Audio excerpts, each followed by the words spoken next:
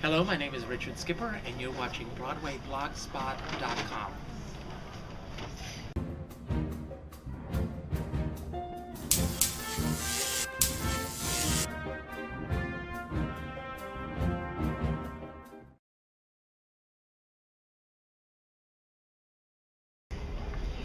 If I'm known at all, I'm most probably known for performing as Carol Channing. I've been performing as Carol Channing for over 20 years. The question that I'm most often asked is, how did you get started doing Carol Channing? Or how did you uh, choose Carol Channing? Well, I never mind being asked that question because I so do love to hear my answer. Now, you may not know this, but I didn't choose Carol Channing. It chose me. I'm a child of the 60s, growing up on variety television specials. And I used to watch Carol Channing on The Love Boat and her television specials, specials that she did with Pearl Bailey, specials that she did with Carol Burnett, Walter Matthau. And I was the kind of kid that mimicked everything that I saw on television. And of course, Carol Channing happened to be one of the voices that I mimicked. Well, for many, many years, my show has grown through various incarnations.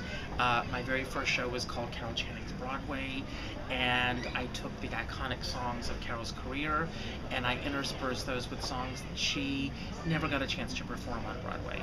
And then that show actually has grown over the years. I've gone from just performing with just piano to performing with a five-piece band with three backup singers. I've had singer-dancers with me on the show.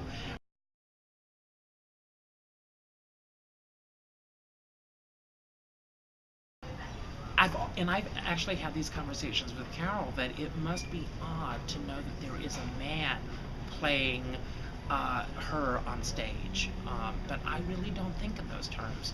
The unfortunate thing is that I have never really been a part of the impersonation world. I'm really not a fan of most impersonation. I find that most, not all, but most impersonation is either making fun of women, or it's making fun of the subject, or it's making fun of the audience. And I try to avoid all of those areas. Everything that I do is done to glorify Carol, to respect her legacy, the body of work that she's done up to this point in her life, and she continues to work. And I feel that for me to get on stage and to ever say or do anything that she herself has not said or done on stage, or that she may not say or do on stage, I think is not true to the person that I am performing as. When I see a Barbra Streisand impersonator, for example, cross their eyes, or a Judy Garland impersonator that is more concerned about throwing a microphone cord over their shoulder because they've seen, again, every other impersonator do that, I think it gets away from the crux of who they're performing as.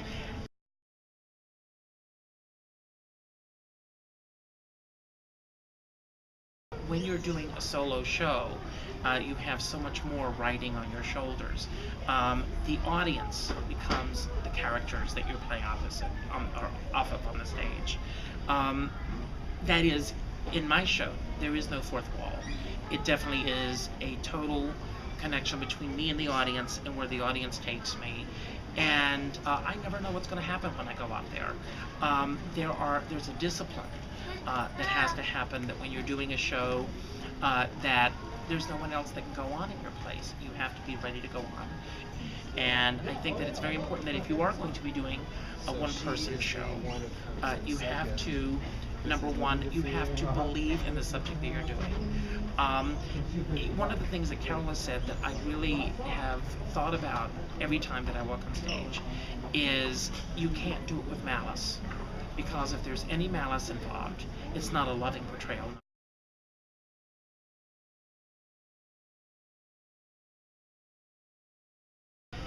The very first night that I performed for Carol, I went in with the attitude that if she didn't like what I was doing, that I would never do it again. I could not be comfortable going on stage each night doing the work that I do, knowing that somewhere she was cringing at the very thought that I would be on stage. But what has happened, because I've always done everything that I've done with love and respect. Carol has told me that every place that she's gone in the country, that people have come up to her who have seen my show, who always have wonderful things to say about it.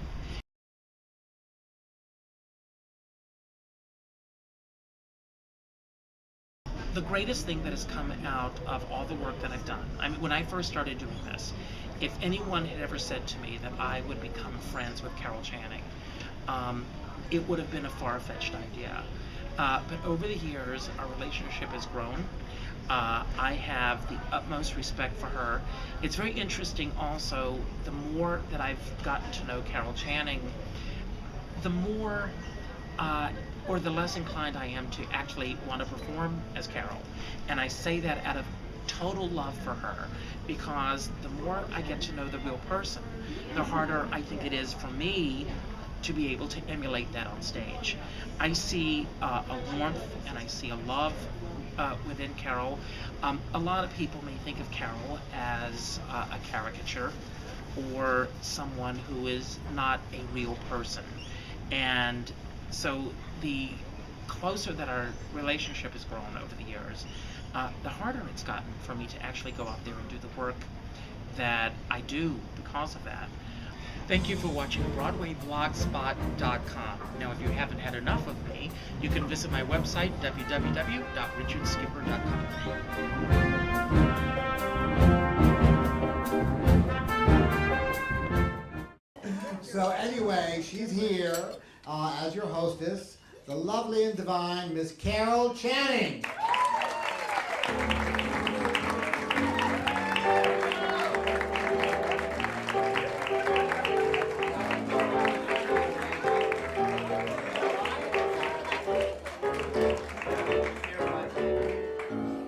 Oh, what chic, my giggle has what technique. My wiggle has all that's upper crust and classy, or what my lips and hips and chassis are old men need.